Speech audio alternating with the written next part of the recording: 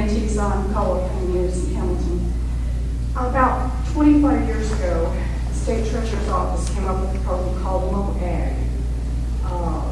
Interest rates were at 17% at the time. In the current economic climate, is there any programs that you would advocate for that would directly assist small business owners? This starts with Ms. Weiler. I think one of the most important things that we can do inside the office is to help touch small businesses, and I think there's a couple ways we can do that. First, we can use the current Missouri Big program or Link Deposit program and make sure that we expand that so it touches Missouri businesses that are, especially if you think about the businesses on the ground, they're affected by this credit crisis nationally more than anyone else because they're the ones that lack access to capital to help grow their businesses and do that. So if we can do things that help those lending institutions, encourage that lending to help grow those businesses, at the end of the day, I think it's critical and I think it's important.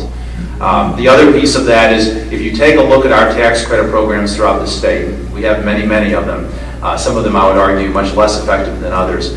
Small businesses are virtually untouched by these programs. You know, we're always shooting after this big business and this big, high-profile, politically popular business to go after. But at the end of the day, I would argue that we get more bang from our buck, and the Federal Reserve Bank has done studies on this and established this, that we get more bang for our buck when we invest organically in our smallest businesses and make sure that on the ground we're providing tax credits to help them grow from each stage of their existence in their life. So that's my philosophy on approach to that, and I think we can get that done, and I think the Treasurer's Office is poised to play a major role in that. Brad Martin. You know, the Big Missouri or MOBUCS, I think is what it's, the Link Deposit program that we talked about. It's a program that the General Assembly has authorized over $700 million to be used in that program. Today, we only use about $200 million of that. And as I've traveled the state trying to talk to bankers and understand why very few banks use it, the number one thing that I hear time and time again is it's cumbersome, it's burdensome, and it's just not worth the headache. Well, I can tell you this, it's a good program. It was used early on a lot because it wasn't cumbersome and it wasn't hard to use. And I have every intention of advocating and working through the legislative process, the necessary changes to make the Link Deposit program work the way that it's supposed to. I think that's the number one way that we can help to facilitate and cultivate these businesses. The other thing that we can do that I think is imperative is make sure that when we're investing Missouri's money, we're investing in our banks. And the reason that's important is those are the dollars that are then used to loan to small businesses, to help them get up and going.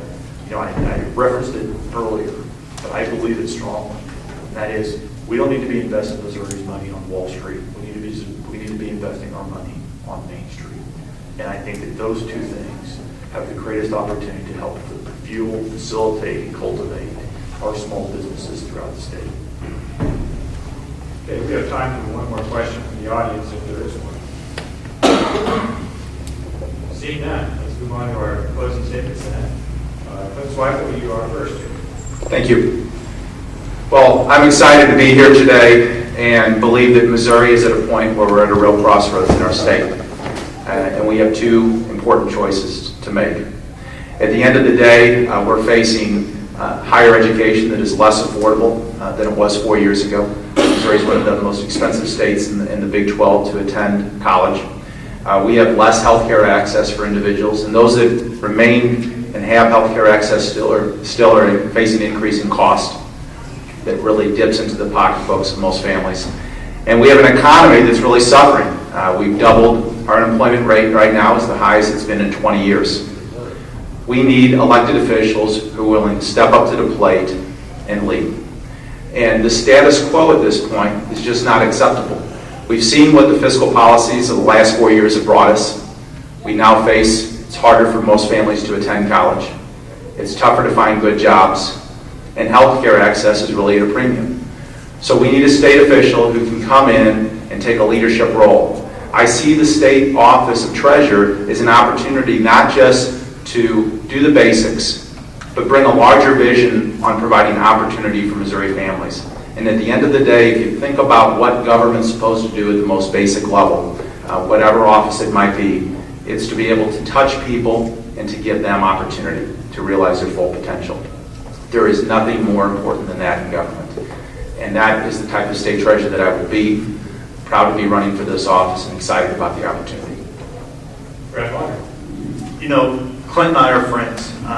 This is probably one of the more subdued meetings you've had so far. Clint and I came into the house together in 2003 and had the opportunity to serve together in many areas. But you know, we're actually very different people as well. And those two differences are really in our what we've done in life and really what we philosophically, fundamentally believe government should do. You know, I'm a small business owner. I'm a guy who gets up every day, responsible for making payroll, making sure that we balance a budget, and making sure that we manage our money in our business where we don't spend more than we bring in. I'm a guy who gets up every day, understanding the responsibility that comes during my time as the House Budget Chairman, being responsible for figuring out how to balance a $21 billion budget, work through $1 billion deficit. And I'm a guy who gets up every day that really, truly, fundamentally, philosophically believes in better government, not bigger government. I'm a guy who believes in the innovation, the creativity, and the out-of-the-box thinking that comes from our private sector will always do a better job of meeting the needs of our people than big government programs. I believe that government should be reasonable. I think it should be responsible. But most importantly, I think it should be accountable to the people that it serves. And I believe that the cornerstone of responsible and accountable government begins with fiscal restraint and responsible stewardship of the taxpayers' money. And so I'm saying before you today, and I'm asking the taxpayers if they agree with me. They believe in that fiscal restraint and that responsible stewardship. I'm asking for their help. I'm asking for their support. And I'm asking them to please consider voting Brad Walker for state treasurer. Thank you very much. That concludes our debate. Let's give our candidates.